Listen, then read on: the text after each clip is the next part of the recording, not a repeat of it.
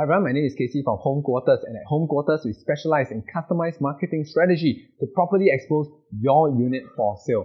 Right, in this episode, this is part 2 of a 5-part series on how to purchase a HDB flat in Singapore. In this episode, we focus on valuation.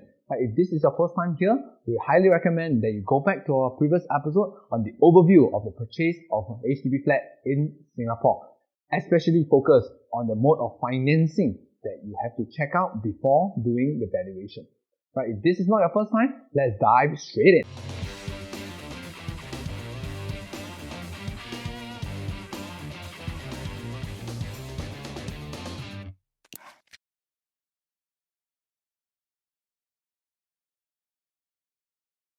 Once you have gotten and searched for a suitable place, right, and gotten the option to purchase, you have to choose your mode of financing. They will actually ask you, do you intend to take a housing loan, be it HDB or financial institution, meaning the bank, right, and use the CPF to buy your flat. If you say yes, then of course they will prompt you to request for a value, because anytime you need to utilize the CPF or utilize housing loan, right, either from HDB or the bank, you have to get a valuation. Find out the value of that form the basis for CPF usage and housing loan.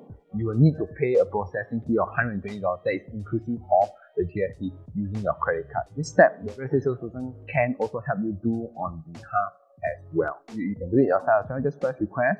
It takes about 10 working days. Give them a bit of time. Once that is done, then you can actually find out what is your valuation. Once you press request, they will want you to read the terms and conditions. Press next. Once after reading, you will actually need to enter the flat details that you are buying. Press in the block number, press get street, and then it will actually sort out the few different streets that this block number exists. Press the street name, press the level, press the unit, and press next. Fill in the OTP serial number that you can find on the bottom of the OTP, the purchase price that you actually gotten, the option grant date, and the option fee. In here, you have to upload the first page of the OTP, the page whereby you fill in the purchase flat details, your purchase flat address, your seller's name, your own name, right? So they'll prompt you to confirm the purchase price has been filled in correctly, then click OK. So once that is done, they will actually ask for the contact detail of the seller. If let's say the seller is being served by an agent, you can actually just fill in the full name of the seller as what you have seen in the option to purchase. The IC as well is there. Usually we fill in the agent's number, because a lot of time we don't have that. Fill in the mobile number and also the email address of the agent.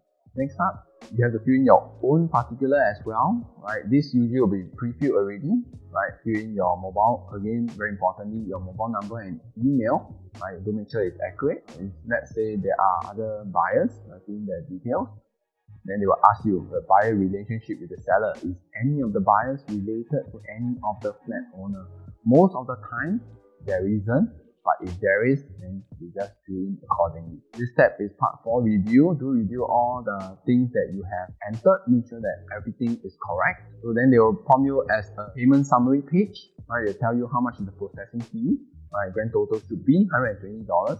You can pay via Visa, Nets, or even MasterCard. So once that is done, submission is successful, do check back occasionally for the valuation. Once that is done, you can actually view result. If let's say you press view result and it's not done yet, then of course check back another day, right? Once it is done, you view result, the actual valuation price will actually be there. If it's not done, then the status will be pending.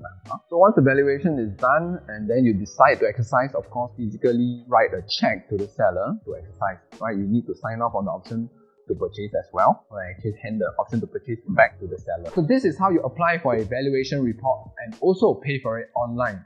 Once the valuation report is out, and also after you exercise the option, for the next episode, we actually focus on resale application. If you're keen to work together with Home Quarters, do hit us up at www.homequarters.com.sg/contact us. For more content such as this, click here for more and click here to subscribe.